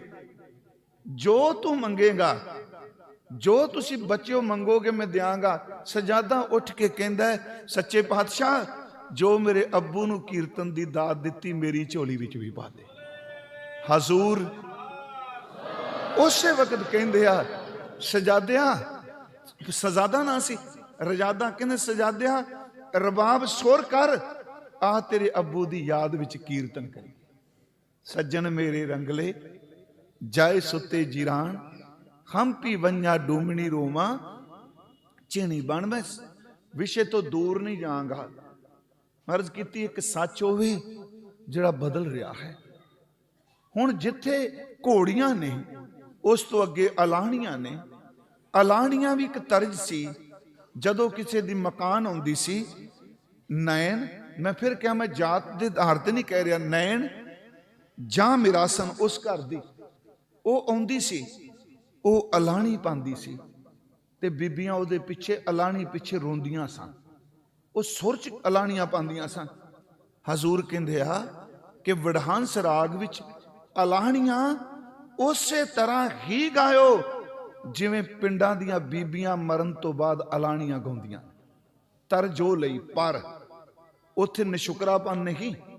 ਉੱਥੇ ਮਹਾਰਾਜ ਜੀ ਨੇ ਕਿਹਾ, ਧੰਨ ਸਿਰੰਦਾ ਸੱਚਾ ਪਾਤਸ਼ਾਹ ਜਿਨ ਜਗ ਧੰਦਾ ਲਾਇਆ, ਮੋਹਲਤ ਪੁੰਨੀ ਭਾਈ ਪਾਈ ਭਰੀ, ਜਾਨੀੜਾ ਘੱਤ ਚਲਾਇਆ। ਦੇਖੋ ਸ਼ਬਦ ਦੇ ਥੋੜੇ ਜਿਹੇ ਅਰਥ ਮੈਂ ਕਰ ਜਾਣਾ। ਧੰਨ ਸਿਰੰਦਾ ਸੱਚਾ ਪਾਤਸ਼ਾਹ, ਸੱਚਾ ਪਾਤਸ਼ਾਹ ਸਭ ਨੂੰ ਸਿਰਜਣ ਵਾਲਾ ਧੰਤਾ ਜੋਗ ਹੈ। ਜਿਨ ਜਗ ਧੰਦਾ ਲਾਇਆ, ਮੋਹਲਤ ਪੁੰਨੀ। ਦੇਖੋ ਇੱਥੇ ਪੁੰਨੀ ਦਰ ਤੇ ਪੂਰੀ ਹੋ ਗਈ। ਇੱਕ ਪੁੰਨੀ ਦਰ ਤੇ ਪੁੰਨ, ਪੁੰਨੀ ਪਾਪੀ ਆਖਣ ਹੈ। ਇੱਥੇ ਪੁੰਨੀ ਦਰ ਤੇ ਪੂਰੀ। ਮੋਹਲਤ ਪੁੰਨੀ, ਮੋਹਲਤ ਦਰ ਤੇ ਜਿਹੜਾ ਸਮਾਂ ਤੈਨੂੰ ਮਿਲਿਆ ਸੀ ਨਾ, वो तेरा पूरा हो गया। ਅਸੀਂ ਸਾਰੇ ਜ਼ਮਾਨਤ ਤੇ ਆਏ ਆ। ਤੁਹਾਨੂੰ ਸਿੱਧੀ ਗੱਲ ਜੀ, ਮੋਹਲਤ ਇਹੀ ਕਹਿ ਲੋ ਜੀ। ਅੱਜ ਕੱਲ ਕਹਿੰਦੇ ਇੰਨੇ ਦਿਨਾਂ ਦੀ ਮੋਹਲਤ ਮਿਲ ਗਈ, ਬਾਹਰ ਰਹਿਣਾ। ਗੁਰਮੁਖੋ, ਕੋਈ 20 ਸਾਲ ਦੀ ਮੋਹਲਤ ਤੇ ਆਇਆ ਹੈ, ਕੋਈ 50 ਦੀ ਆਇਆ ਹੈ, ਕੋਈ 100 ਦੀ ਆਇਆ। ਇੱਕ ਦਿਨ ਮੋਹਲਤ ਸਭ ਦੀ ਮੁੱਕਣੀ ਹੈ। ਮੋਹਲਤ ਪੁੰਨੀ ਪੂਰੀ ਹੋ ਗਈ। ਮੋਹਲਤ ਪੁੰਨੀ ਪਾਈ ਭਰੀ, ਜਾਨੀੜਾ ਘੱਤ ਚਲਾਇਆ। ਪਾਈ ਪਾਈ ਆਪ ਸਮਝਦੇ ਹੋ ਨਾ। ਆਸਾ ਕੀ ਵਾਰ ਚਾਹੁੰਦਾ ਕੋ ਰਹਿ ਨਾ ਭਰੀਐ ਪਾਈਐ, ਉਹੀ ਸ਼ਬਦ। ਉਹ ਪਾਈਆ ਦੂਜਾ ਨਹੀਂ ਹੈਗਾ। ਪਾਈ ਹੁੰਦੀ ਹੈ, ਇਹਦਾ ਲਫ਼ਜ਼ੀ ਅਰਥ ਹੈ ਪਿਆਲੀ। ਪੁਰਾਣੇ ਸਮੇਂ ਅੱਜ ਦੀ ਤਰ੍ਹਾਂ ਜਦੋਂ ਘੜੀਆਂ ਨਹੀਂ ਸਨ ਨਾ ਜੀ, ਪਿਆਲੀ ਲੈਣੀ, ਉਹਦੇ ਥੱਲੇ ਸੁਰਾਖ ਕਰ ਦਿੰਦੇ ਸਨ ਪਿਆਲੀ ਦੇ, ਪਾਈ ਦੇ। ਉਹਨੂੰ ਪਾਣੀ ਦੇ ਉੱਤੇ ਰੱਖ ਦੇਣਾ, ਉਹ ਪਾਣੀ ਤੇ ਤਰਦੀ ਸੀ ਪਿਆਲੀ, ਤੇ ਜਿਹੜਾ ਸੁਰਾਖ ਸੀ ਪਿਆਲੀ ਦੇ ਥੱਲੇ ਕੀਤਾ, ਉਸ ਸੁਰਾਖ ਰਾਹੀਂ ਪਾਣੀ ਪਿਆਲੀ ਜਾਈ ਜਾਂਦਾ ਸੀ। ਜਦੋਂ ਪਿਆਲੀ ਭਰ ਜਾਂਦੀ ਸੀ ਨਾ ਜੀ, ਉਦੋਂ ਡੁੱਬ ਜਾਂਦੀ ਸੀ। ਮਹਾਰਾਜ ਕਹਿੰਦੇ ਨੇ ਜਿੱਦਣ ਤੇਰਾ ਜਨਮ ਹੋਇਆ ਪਿਆਲੀ ਉਦਣ ਦੀ ਭਰਨ ਲੱਗ ਪਈ ਹੈ। ਫਿਰ ਸੁਣਿਓ, ਪਾਈ ਭਰੀ ਡੁੱਬ ਗਈ। ਇਹ ਵੀ ਇੱਕ ਦਿਨ ਡੁੱਬਣੀ ਹੈ। ਪਿਆਲੀ ਭਰਿੰਦੀ ਪਈ ਹੈ। ਮੋਹਲਤ ਪੁੰਨੀ, ਸਮਾਂ ਪੂਰਾ ਹੋ ਗਿਆ। ਉਹ ਜਦੋਂ ਜਿੰਨੇ ਟਾਈਮ 'ਚ ਪਿਆਲੀ ਭਰਦੀ ਸੀ, ਉਦੋਂ ਨੋਟ ਕਰ ਲੈਂਦੇ ਇੰਨੀਆਂ ਘੜੀਆਂ ਇੰਨੇ ਪੈਰ ਲੱਗੇ। ਉੱਥੋਂ ਫਿਰ ਸਮੇਂ ਦੀ ਗਿਣਤੀ ਮਿੰਤੀ ਕਰਦੇ ਹੁੰਦੇ ਸਨ। ਮਹਾਰਾਜ ਜੀ ਨੇ ਕਿਹਾ ਮੋਹਲਤ ਪੁੰਨੀ ਪਾਈ ਭਰੀ, ਜਾਨੀੜਾ ਘੱਤ ਚਲਾਇਆ। ਉਹ ਜਿਹੜੀ ਪਿਆਲੀ ਉਹ ਭਰੀ ਗਈ। ਪਰ ਮੈਂ ਆਪ ਨੂੰ ਜਿਹੜੀ ਬੇਨਤੀ ਕਰ ਲੱਗਾ ਕਿ ਇੱਕ ਸੱਚ ਹੈ ਕਿ ਘੋੜੀਆਂ, ਜਦੋਂ ਘੋੜੀਆਂ ਗਾਈਆਂ ਜਾਂਦੀਆਂ ਉਹ ਸੱਚ ਹੈ, ਪਰ ਗੁਰੂ ਜੀ ਕਹਿੰਦੇ ਆ ਇਸ ਸੱਚ ਨੇ ਸਦਾ ਨਹੀਂ ਰਹਿਣਾ। ਜਿਹਦੀ ਘੋੜੀ ਗਾਨਾ ਪੈ ਦੀਆਂ ਅਲਾਣੀਆਂ ਵੀ ਇੱਕ ਦਿਨ ਪੜੀਆਂ ਜਾਣੀਆਂ। ਘੋੜੀ ਵਾਲਾ ਸੱਚ ਬਦਲ ਗਿਆ। ਕਦੀ ਘੋੜੀ ਗਾਈ, ਅੱਜ ਅਲਾਹਣੀ ਬਣ ਗਈ। ਦੂਜੀ ਗੱਲ, ਦੂਸਰਾ ਰਾਮਕਲੀ ਰਾਗ ਵਿੱਚ ਸਤਿਗੁਰਾਂ ਦੇ ਅੰਮ੍ਰਿਤ ਬਚਨ ਹੈ। ਆਨੰਦ ਸਾਹਿਬ ਦਾ ਆਪ ਜੀ ਪਾਠ ਕਰਦੇ ਹੋ। ਇਹ ਗੁਰੂ ਗ੍ਰੰਥ ਸਾਹਿਬ ਦੇ 917 ਅੰਗ ਤੇ ਆਨੰਦ ਸਾਹਿਬ ਜੀ ਦਾ ਆਨੰਦ ਭਇਆ ਮੇਰੀ ਮਾਏ, ਸਤਿਗੁਰੂ ਮੈਂ ਪਾਇਆ। 40ਵੀਂ ਪੌੜੀ ਸੰਪੂਰਨ ਹੁੰਦੀ ਹੈ। ਆਨੰਦ ਸੁਣੋ ਵਡਭਾਗਿਓ। ਮੇਰੀ ਬੇਨਤੀ, ਉਹ ਟਿੱਪੀ ਤੋਂ ਰਹਿਤ ਹੈ ਤੇ ਉਹਨੂੰ ਟਿੱਪੀ ਤੋਂ ਰਹਿਤ ਹੀ ਪੜਨਾ ਚਾਹੀਦਾ ਹੈ। ਆਨੰਦ ਸੁਣੋ ਵਡਭਾਗਿਓ, ਸਗਲ ਮਨੋਰਥ ਪੂਰੇ। ਜਦੋਂ ਆਨੰਦ ਸਾਹਿਬ ਸੰਪੂਰਨ ਹੋਇਆ, ਉਦੋਂ ਬਾਅਦ ਕਿਹੜੀ ਬਾਣੀ ਹੈ? ਰਾਮਕਲੀ ਸੱਧ। ਰਾਮਕਲੀ ਸੱਧ ਗੁਰੂ ਅਮਰਦਾਸ ਦੇ ਪੜਪੋਤੇ ਦਾ ਉਚਾਰਨ ਕੀਤਾ ਹੋਇਆ ਬਾਬਾ ਸੁੰਦਰ ਜੀ। ਦੇਖੋ ਆਪ ਸੂਝਵਾਨ ਹੋ, ਬਾਣੀ ਸਾਰੀ ਤਰਤੀਬ ਅਨੁਸਾਰ ਹੈ। ਪਹਿਲਾਂ ਗੁਰੂ ਸਾਹਿਬਾਨ ਦੇ ਸ਼ਬਦ, ਅਸ਼ਟਪਦੀਆਂ, ਸ਼ੰਤ, ਵਾਰ ਤੋਂ ਬਾਅਦ ਭਗਤਾਂ ਦੀ ਬਾਣੀ, ਇਸ ਤਰ੍ਹਾਂ ਹੀ ਹੈ ਨਾ ਜੀ। ਪਰ ਉੱਥੇ ਕੀ ਹੈ? ਆਨੰਦ ਸਾਹਿਬ ਸੰਪੂਰਨ ਹੋਇਆ 40 ਪੌੜੀਆਂ, ਅਗਲੀ ਬਾਣੀ ਆ ਗਈ ਰਾਮਕਲੀ ਸੱਧ। ਇੱਕ ਓੰਕਾਰ ਸਤਿਗੁਰ ਪ੍ਰਸਾਦ, ਜਗ ਦਾਤਾ ਸੋਏ, ਭਗਤ ਬਚਲ ਤਿਉ ਲੋਏ ਜਿਓ, ਗੁਰ ਸ਼ਬਦ ਸਮਾਵੈ ਅਵਰ ਨਾ ਜਾਣੈ ਕੋਈ ਜਿਓ। ਮੈਂ ਬੇਨਤੀ ਕਰਾਂ, ਉਹ ਆਨੰਦ ਤੋਂ ਬਾਅਦ ਸੱਧ ਹੈ ਜਿਹੜੀ ਅਖੀਰਲੀ ਆਉਂਦੀ ਤੁਕ, ਕਹਿ ਸੁੰਦਰ ਸੁਣੋ ਸੰਤੋ ਸਭ ਜਗਤ ਪੈਰੀ ਪਾਏ ਜਿਓ। ਉਦੋਂ ਬਾਅਦ ਪੰਜਵੇਂ ਸਤਿਗੁਰਾਂ ਦੀ ਬਾਣੀ ਆ ਜਾਂਦੀ ਹੈ।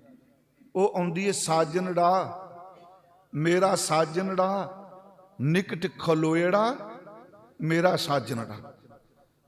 ਸੁਣਿਓ ਜੀ ਬੇਨਤੀ, ਤਰਤੀਬ ਹੈ, ਪਰ ਆਨੰਦ ਤੋਂ ਬਾਅਦ ਸੱਧ ਕਿਉਂ? ਆਨੰਦ ਦਾ ਲਫ਼ਜ਼ੀ ਅਰਥ ਭਾਵੇਂ ਰੂਹਾਨੀ ਹੈ ਜੀ। ਤੇ ਮੈਂ ਇੱਕ ਦਿਨ ਬੇਨਤੀ ਕੀਤੀ ਜੀ, ਹਰ ਸ਼ਬਦ ਦਾ ਪ੍ਰਤੀਦਵੰਦਵੀ ਸ਼ਬਦ ਹੈ। ਹਰ ਸ਼ਬਦ ਦਾ, ਜੇ ਸੁਖ ਹੈ ਇਹਦਾ ਵਿਪਰੀਤ ਸ਼ਬਦ ਦੁੱਖ ਹੈ। ਜੇ ਖਰਕ ਹੈ ਇਹਦਾ ਦਵੰਦਵੀ ਸ਼ਬਦ ਸੋਗ ਹੈ। ਜੇ ਮਾਨ ਹੈ ਇਹਦਾ ਦਵੰਦਵੀ ਸ਼ਬਦ ਪ੍ਰਤੀਦਵੰਦੀ ਕਹਿ ਲੋ, ਜਾਂ ਇਹਦਾ ਦਵੰਦਵੀ ਸ਼ਬਦ ਮਾਨ ਹੈ, ਅਪਮਾਨ ਹੈ, ਉਸਤਤ ਹੈ, ਨਿੰਦਿਆ ਹੈ, ਜਨਮ ਹੈ, ਮੌਤ ਹੈ। ਪਰ ਗੁਰਮੁਖੋ ਹਾਂ ਮੈਨੂੰ ਜ਼ਰੂਰ ਦੱਸਿਓ, ਜਿੰਨਾ ਕੁ ਮੈਂ ਸਮਝ ਸਕਿਆ, ਆਨੰਦ ਦਾ ਦਵੰਦਵੀ ਸ਼ਬਦ ਹੀ ਕੋਈ ਨਹੀਂ। ਸੁਖ ਦਾ ਵਿਪਰੀਤ ਹੈ ਦੁੱਖ, ਹਰਖ ਦਾ ਵਿਪਰੀਤ ਹੈ ਸੋਗ, ਸੁਖ ਦਾ ਵਿਪਰੀਤ ਹੈ ਦੁੱਖ। ਪਰ ਗੁਰਮੁਖੋ ਆਨੰਦ ਆਪਣੇ ਆਪ ਵਿੱਚ ਮੁਕੰਮਲ ਹੈ ਤੇ ਆਨੰਦ ਹੋਵੇ ਜਿੱਥੇ ਨਾ ਕਦੀ ਦੁੱਖ ਵਿਆਪਦਾ ਨਾ ਕਦੀ ਸੋਗ ਵਿਆਪਦਾ ਹੈ। ਆਨੰਦ ਇਹਦਾ ਕੋਈ ਵਿਪਰੀਤ ਸ਼ਬਦ ਨਹੀਂ। ਉਥੇ ਆਨੰਦ ਦਾ ਅਰਥ ਖੁਸ਼ੀ, ਦੂਜਾ ਸੱਦ। ਸੱਦ ਦੇ ਦੋ ਅਰਥ ਨੇ, ਇੱਕ ਤਾਂ ਸੰਗੀਤ ਨਾਲ ਸੰਬੰਧਿਤ ਹੈ, ਇੱਕ ਸੱਦ ਦਾ ਅਰਥ ਹੈ ਰੱਬ ਵੱਲੋਂ ਆਇਆ ਸੱਦਾ। ਇੱਕ ਸੱਦ ਦਾ ਅਰਥ ਹੈ, ਕਦੀ ਦੇਖਿਓ ਸੂਫੀ ਸੱਦ ਲਾਉਂਦੇ ਸਨ, ਹੁਣ ਨਹੀਂ। ਆਪਣੇ ਪਿੰਡਾਂ 'ਚ ਜਦੋਂ ਕਣਕ ਦੀ ਵਾਢੀ ਕਰਦੇ ਸਨ ਮੰਗੀ ਪਾਉਂਦੇ ਹੁੰਦੇ ਸਨ। ਕਣਕ ਦੀ ਸਾਡੇ ਤੇ ਮੰਗੀ ਕਹਿੰਦੇ ਹੁੰਦੇ, ਸਾਰੇ ਇਕੱਠੇ ਕਰਨੇ ਵੀ ਚਲੋ ਵੰਗਾਰਨਾ ਵੀ ਕਣਕ ਵੱਢੀਏ। ਸਾਰੇ ਪਿੰਡ ਦੇ ਨੌਜਵਾਨ ਲੱਗ ਪੈਣਾ ਤੇ ਸ਼ਾਮ ਨੂੰ ਢੋਲ ਵਾਲਾ ਹੁੰਦਾ ਸੀ, ਉਹ ਕੋਈ ਗਵਈਏ ਥੋੜਾ ਸਨ। ਇੱਕ ਕੰਨ ਤੇ ਹੱਥ ਰੱਖ ਕੇ ਦੂਜੀ ਬਾਂਹ ਉੱਚੀ ਚੁੱਕ ਕੇ ਉਹ ਫਿਰ ਸੱਦ ਲਾਉਂਦੇ ਸਨ। ਗੁਰੂ ਨੇ ਕਿਹਾ ਇਸ ਸੱਦ ਨੂੰ ਉਸ ਟਿਊਨ 'ਚ ਗਾਈ ਜਿਹੜੀ ਉਹ ਸੱਦ ਲਾਈ ਜਾਂਦੀ ਸੀ। ਇਹ ਸੰਗੀਤ ਨਾਲ ਵੀ ਸੰਬੰਧਿਤ ਹੈ। ਪਰ ਮੈਂ ਜਿਹੜੀ ਬੇਨਤੀ ਕਰ ਲੱਗਾ, ਜੇ ਆਨੰਦ ਹੈ ਇਹਦਾ ਵਿਪਰੀਤ ਕੋਈ ਸ਼ਬਦ ਹੈ ਹੀ ਨਹੀਂ, ਪਰ ਅੱਗੇ ਸੱਦ ਲਿਖ ਦਿੱਤਾ। ਇਹਦਾ ਭਾਵ ਇਹ ਸੀ ਕਿ ਜਿੱਥੇ ਆਨੰਦ ਹੈ, ਜਿੱਥੇ ਖੁਸ਼ੀ ਹੈ, ਭੁੱਲੀ ਨਾ ਉੱਥੇ ਪ੍ਰਮਾਤਮਾ ਦੇ ਸੱਦੇ ਜ਼ਰੂਰ ਆਉਣੇ ਨੇ। ਤੇ ਜਿਸ ਘਰ 'ਚ ਸੱਦਾ ਆ ਜਾਏ ਉਲਾਮੇ ਨਾ ਦਈ, ਉੱਥੇ ਆਨੰਦ ਵਿੱਚ ਹੀ ਜੁੜਿਆ ਰਹੇ। ਦੋਨੋਂ ਇਕੱਠੇ ਕਰ ਦਿੱਤੇ। ਮੈਂ ਆਪ ਨੂੰ ਬੇਨਤੀ ਕੀਤੀ ਜੀ, ਇੱਕ ਸੱਚ ਜੇ ਆ ਜਿਹਦੀ ਮੈਂ ਹੁਣ ਤੱਕ ਬੋਲੀ ਗਿਆ ਵਾਂ, ਜੋ ਦਿਸਦਾ ਇਹ ਬਦਲ ਰਿਹਾ ਹੈ। ਤੁਹਾਡੇ ਵੇਖਦਿਆਂ ਵੇਖਦਿਆਂ ਬਹੁਤ ਸੱਚ ਝੂਠ ਹੋ ਚੁੱਕਾ ਹੈ। ਮੈਂ ਤੁਹਾਨੂੰ ਸੱਚ ਕਹਿਣਾ, ਕਦੀ ਚਲੋ ਆ ਜਿਹੜੀਆਂ ਚੀਜ਼ਾਂ ਸੀ ਵਰਤਨੇ ਉਹਦੀ ਹੈ ਹੌਲੀ ਜੀ ਗੱਲ ਹੈ ਦੁਨਿਆਵੀ। ਪਹਿਲਾਂ ਜਦੋਂ ਸ਼ੁਰੂ ਹੋਇਆ ਤੇ ਪੱਥਰ ਵਾਲੇ ਤਵੇ ਚੱਲਦੇ ਸਨ, ਐਡੇ ਐਡੇ ਵੱਡੇ। ਉਹ ਲੋਕੀ ਵਿਆਹ ਕਰਦੇ ਨੇ, ਵਿਚਾਰਾ ਇੱਕ ਟੈਚੀ ਕੇਸ ਤਵਿਆਂ ਦਾ ਭਰ ਕੇ ਲਿਆਉਂਦਾ ਹੁੰਦਾ ਸੀ, ਉਹ ਜਿਹੜਾ ਹੱਥ ਨਾਲ ਘੁਮਾਉਂਦੇ ਸਨ। ਉਹ ਤਵੇ ਚੱਲੇ, ਉਹ ਸੱਚ ਸੀ ਕਦੀ, ਹੁਣ ਮਿਊਜ਼ੀਅਮ 'ਚ ਰਹਿ ਗਿਆ। ਉਦੋਂ ਬਾਅਦ ਉਹ ਸੱਚ ਬਦਲਿਆ, ਦੀਆਂ ਟੇਪਾਂ ਆ ਗਈਆਂ, ਟੇਬਰ ਕਾਟ ਆ ਗਿਆ ਨਾ, ਉਹ ਹੌਲਾ ਕੰਮ ਹੋ ਗਿਆ। ਉਦੋਂ ਬਾਅਦ ਸੀਡੀਆਂ ਆ ਗਈਆਂ, MP3 ਆ ਗਿਆ, ਹੁਣ ਸਭ ਦਾ ਭੋਗ ਪੈ ਗਿਆ ਜੀ। ਆ ਨਿੱਕੇ ਨਿੱਕੇ ਜਿਹੇ ਸੋਚੀ ਨੇ, ਜਿੱਥੇ ਮਰਜ਼ੀ ਲਾ ਲਓ। ਤੇ ਯਾਦ ਰੱਖਿਓ, ਆਉਣ ਵਾਲੇ ਸਮੇਂ ਵਿੱਚ ਅਮਰੀਕਾ ਵਿੱਚ ਉਹ ਮੁਲਕ, ਉਹ ਸਾਨੂੰ ਉਹਨਾਂ ਆਰੇ ਲਾ ਦਿੱਤਾ, ਜਿੰਨੇ ਆਪਣੇ ਸਾਰੇ ਆਰੇ ਲਾਏ ਪਏ। ਇਹ ਕਿਵੇਂ ਨਿੱਕੀ ਜੀ ਗੱਲ ਹੋਰ ਆਪ ਨੂੰ ਸੁਣਾ ਜਾਣਾ, ਇਸ ਕਰਕੇ ਆਪਾਂ ਸਾਰੀ ਆਰੇ। ਬੀਬੀਆਂ ਵੀ ਸ਼ੁਕਰ ਕਰਦੀਆਂ ਨੇ, ਚਲ ਨਿਆਣਾ ਰੋਂਦਾ ਮੈਂ TV ਵੇਖਣਾ, ਇਹਨੂੰ ਫੋਨ ਫੜਾ ਦਿਓ। ਇਹ ਵੈਗਰੂ ਹੱਸੋ ਨਾ। ਮੈਂ 26 ਸਾਲ ਹੋ ਗਏ ਜਿੱਥੇ ਐਪਲ ਦਾ, ਫੇਸਬੁੱਕ ਦਾ ਮੇਨ ਸਨ ਹੋਜ਼ੇ, ਸੈਨ ਫਰਾਂਸਿਸਕੋ, ਉਹ ਇਹ ਵੀ ਕਹਿਣ ਲੱਗ ਪਿਆ ਜਿਹੜਾ ਜੰਮਦਾ ਬੱਚਾ ਲਗਾਤਾਰ ਫੋਨ ਨੂੰ ਟੱਚ ਕਰੇਗਾ, ਆਉਣ ਵਾਲੇ ਸਮੇਂ 'ਚ ਉਹਦੇ ਦਿਮਾਗ ਤੇ ਅਸਰ ਪਏਗਾ। ਵੇਵਜ਼ ਨੇ ਨਾ ਸਾਰੀਆਂ। ਤੁਸੀਂ ਆਪਣੇ ਸਰਾਣੇ ਫੋਨ ਰੱਖ ਕੇ ਦੇਖੋ ਚੱਲਦਾ ਹੋਇਆ, ਆਈਪੈਡ ਰੱਖ ਕੇ ਦੇਖੋ, ਰਾਤ ਨੂੰ ਨੀਂਦ ਨਹੀਂ ਪੈਂਦੀ, ਕਿਉਂਕਿ ਵੇਵਜ਼ ਸਾਡੀ ਬਾਡੀ ਨੂੰ ਤੰਗ ਕਰਦੀਆਂ। ਉਹ ਕਹਿੰਦੇ ਹੁੰਦੇ ਡਾਕਟਰ ਜਿਹੜੇ ਨੇ, ਉਹ ਕਹਿੰਦੇ ਨੇ ਕਿ ਇਹਨੂੰ 10-15 ਫੁੱਟ ਪਿੱਛੇ ਰੱਖੋ ਪੈਰਾਂ ਵੱਲ। ਇਹ ਗੱਪ ਨਹੀਂ ਗੁਰਮੁਖੋ, ਇਹ ਸਮਾਂ ਆਉਣ ਵਾਲਾ ਆ ਰਿਹਾ ਤੇ ਸਾਨੂੰ ਉਹ ਨਾਰੇ ਲਾ ਦਿੱਤਾ। ਸਾਰੇ ਆਰੇ ਲੱਗੇ, ਰਿਕਸ਼ੇ ਵਾਲਾ ਵੀ ਆਰੇ ਲੱਗਾ, ਸਾਡੇ ਵਰਗੇ ਬੰਦੇ ਮਹਾਰਾਜ ਤਾਬਿਆ ਬੈਠੇ ਨਾਲੇ ਵੇਖੀ ਜਾਂਦੇ ਨੇ ਮੈਸੇਜ ਕਿਹੜਾ ਆਇਆ ਹੁਣ। ਮੈਨੂੰ ਗੱਲ ਯਾਦ ਆ ਗਈ ਹੈ ਸੱਚੀ ਜੀ, 95 ਚ ਮੈਂ ਕੈਨੇਡਾ ਗਿਆ ਪਹਿਲੀ ਵਾਰੀ। ਭਾਈ ਹਰਜਿੰਦਰ ਸਿੰਘ, ਭਾਈ ਚਲਾਣਾ ਕਰ ਗਏ ਜਿਹੜੇ, ਭਾਈ ਜਗਾਦਰੀ ਵਾਲੇ ਹਰਬੰਸ ਸਿੰਘ, ਗਿਆਨੀ ਭਾਈ ਹਰਬੰਸ ਸਿੰਘ ਰੰਗੀਲਾ ਜੀ, ਉੱਥੇ ਉਹਨਾਂ ਮੈਨੂੰ ਗੱਲ ਸੁਣਾਈ।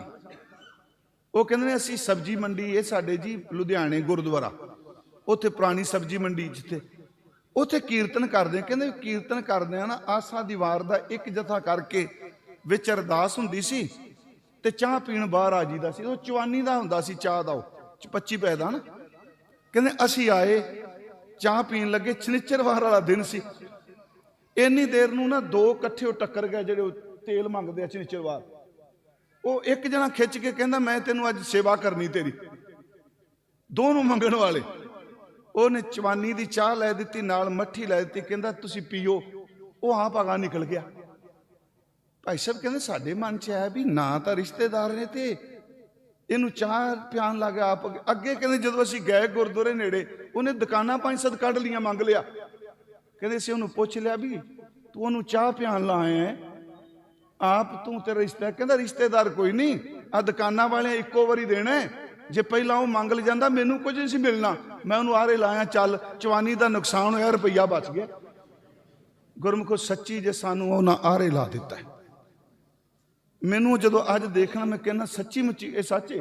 आरे नितनेम साडा नहीं रहा, रह राज का वेला साडा नहीं रहा। मैं नैगेटिव नहीं बोलता, सच्ची मुच्ची पहला घर च बजुर्ग बापू ते बेबे दी मंजी ते सारे इकट्ठे होने, इस तरह से ना बापू को पुत्रा ने पोतरिया ने, हुण तुसीं सारे इकट्ठे बह जाओ, सारे टिच टिच ही करते होंगे, कोई किसी नाल गल नहीं कर रहा। इहदा नुकसान भी बहुत होया है। आ न्याणे नूं आउण वाले समय स्पैलिंग चेते नहीं रहनी, क्योंकि वो गूगल कढ़ के दे दिंदा है। वो थोड़ी जी उत्तों नज़र मार देना, दोबारा को तू लिख के दिखा। याद रखियो वो ऐसता ऐसता जिन्नी सुख आउंदा पिया उन्ना विकास रुकदा भी पिया है। मैं तुहानूं क्या वो सच सी, कदी वो कजा चेंज हो गया। एक सच होवे जिहड़ा दिसदा है इन्हें सब ने बदल जाना है। दूजा सच है इखलाकी, ये सच बोलदा है, ये संतोखी है। पर इखलाकी सच भी होवे जिहदे विच स्वार्थ नहीं। इस गल नूं फिर सुनियो, गंगू वो कह रहा है ये सच है गुरु गोबिंद सिंह दे पुत्र ने। असी सारे कहने हैं गंगू पापी झूठा है, पर एक सिख शब्द वरता निहंग खां, कोटला निहंग जिथे भट्ठा साहब गुरुद्वारा है। आप जी जो गए वे रोपड़ भट्ठा साहब दर्शन किए होने ने, उथे जदों गुरु गोबिंद सिंह जी लड़ते आ रहे आनंदपुर साहब 7 पोह नूं, रस्ते में जंग दिंदियां भाई बचित्र सिंह जख्मी हो जाते हैं। उन्होंने चुक के बाबा अजीत सिंह जी कोटले निहंग खां चौधरी निहंग खां दे घर ले आउंदे आ। निहंग खां प्यार करदा गुरु जी नूं। ओदा पुत्र आलम खां गुरु गोबिंद सिंह जी नूं दसन चला जांदा भी इस राह चमकौर साहिब तुसीं चमकौर जा सकदे हो, जिहड़ा हुण चमकौर साहिब है। उन्नी देर नूं पिछों हाकम आउंदा है, वो आनू पता लगता है भी निहंग खां कोल गुरु गोबिंद सिंह रुके आ। वो आके कहंदा तलाशी दिओ, तलाशी लेंदे नहीं मिलता। वो कहंदा आ बूहा खोलो कमरे दा। निहंग खां कहंदा है इत्थे मेरे दमाद ते मेरे धी आराम पे करदे आ, मेरी धी ते मेरा जवाई है इत्थे, पर वो है नहीं। भाई बचित्र सिंह दी सेवा विच बीबी मुमताज लगी है, बेटी दा नाम मुमताज है, पर कि झूठ नहीं। वो पूछ रहे ने भी बूहा खोल, वो कहना मेरे धी ते जवाई, धी जवाई तो है नहीं। बचित्र सिंह भाई मनी सिंह दा बेटा है, मुमताज जेड़ी है वो निहंग खां दी बेटी है। उन्हें कहा भी ये मेरे धी जवाई ने। वो चले गए, भाई बचित्र सिंह जी शहीद हो गए उत्थे। मुमताज 130 साल जिंदगी जी के गए, उन्हें विआह नहीं कराया, उन्हें निकाह नहीं सी कराया। माई मुमताज कहते सन। मैं एक बेनती करा कि वो सच सी जी, झूठ सी ना। मेरी फिर बेनती जे अपने स्वार्थ नूं मुख रख के किसी का नुकसान कर ली, कहना मैं सच बोलना, ते जेड़ी तेरे च कमजोरी लोकां सामने वो भी यार कर स्वाद आता है तू सच बोल रहा है, क्योंकि तेरी कमजोरी का लोकां नूं पढ़दा है। सच वो जिहड़ा नाम च रंगिया हुआ है। इसे गुरु करके गुरु ने जी ने कहा सच तां पता लगेगा जे खिरदे विच सच होवेगा। सच तां पर जानी है जा हृदय सच्चा होए, कूड़ की मल उतरे तन करे अच्छा सो तोए। उहदे विच कहंदे सच तां पर जानी है जा आत्म तीर्थ करे निवास। सत गुरु नूं पुछ के बह रह करे निवास। सच सबना होए दारू पाप कढे धोए। नानक वखाणे बेनती जिन सच पल्ले। जरा आ सच ये पखंड भी बन जाता है। अभाख्या का पुट्ठा बकरा खाना चौके ऊपर किसी ना जाना, रोज पढ़ते हो तुसी। महाराज जी कहते खतरी वैगुरु इनू कोई खतरी शब्द नाल ना जोड़ के वेख ले जे हथ जोड़ के बेनती, क्योंकि उस वक्त हाकमां दे मित्र उन्हां नौकरी करते सन। मुगल के घर जाना, उत्थे रात नूं बकरा भी खा खू आउणा, सवेरे जनेऊ कन्नां नाल पा के कहना ना ना असी गोबर गां के गोबर के साथ चौंके ते सुच्चा कर लिया। गुरु जी कहते झूठिया जिहड़ा हुण सच बोलना राती की करके आए। है राती भाख्या का कुठा बकरा खाना, चौके ऊपर किसे न जाना, दे के चौका कड्डी कार। बाबा जी कहते सच्चे नहीं जे, ऊपर आए बैठे कूड़ यार। मत पिटै वे मत पिटै, ए अन्न साडा फिटै, तन फिटे फेड़ करेन, मन झूठे चुली परेन। अगली गल सुनियो, कहो नानक सच ध्याइयै, सुच होवै तां सच पाई। थोड़े ਜਿਹੇ ਅਰਥੇ ਦੇ ਆਪਾਂ कर ਲਈਏ, 3 शब्द आ गए। सच ध्याइयै, सोच होवे, फिर सच पाइए। ਇਹ ਕੀ ਗੱਲ बन गई? कहो नानक सच ध्याइयै, सोच होवे तां सच पाइए। सच ध्याइयै सच पाइए, 2 चीज़ां ने। हाँ, जे तू सच्चे दा सिमरन करेगा तां सुच्चा होवेगा। जिदन सुच्चा हो गया सच तेरे विच समा जाएगा, क्योंकि सच धोंदा भी है, सच समांदे। प्रभ कै सिमरन मन की मल जाए, अमृत नाम रिद माहे समाए। जेड़ा मल धोंदा वो समा जाता है। ये सच है जिन्हों अखलाकी कहने आ। मैं बेनती करांगा, ये सच बड़ी वड्डी चीज़ है, क्योंकि यदी बड़ी वड्डी समाज थां है। तीजा सच है जिहड़ा अबदल है। दृष्टमान च वरत रहा है, पर दृष्टमान खत्म हो जाएगा, सच ने खत्म नहीं होना। फिर मैनू तुहानू कोई सच्ची जोत चलांदी पई है ना, जेड़े ढांचे च मैं बोल रहा, जेड़ा वो बोल रहा है, वो सच है, ये झूठ है। इस ढांचे ने ढह जाना है, उन्हें ढांचे ढहन तो बाद भी नहीं ढहना। वो सच है अबदल। उन्होंने गुरु जी ने कहा आद सच, वो सृष्टि तो पहला भी सच है। ਇਹਦਾ अर्थ ये नहीं करना आद सच का अर्थ परमात्मा मुढ़ तो सच्चा है। जे ਉਹਦਾ मुढ़ बना दिता, ਉਹਦਾ मध भी बनाना पैना, अंत भी बनाना पैना। सृष्टि दे आद तो पहला सच है।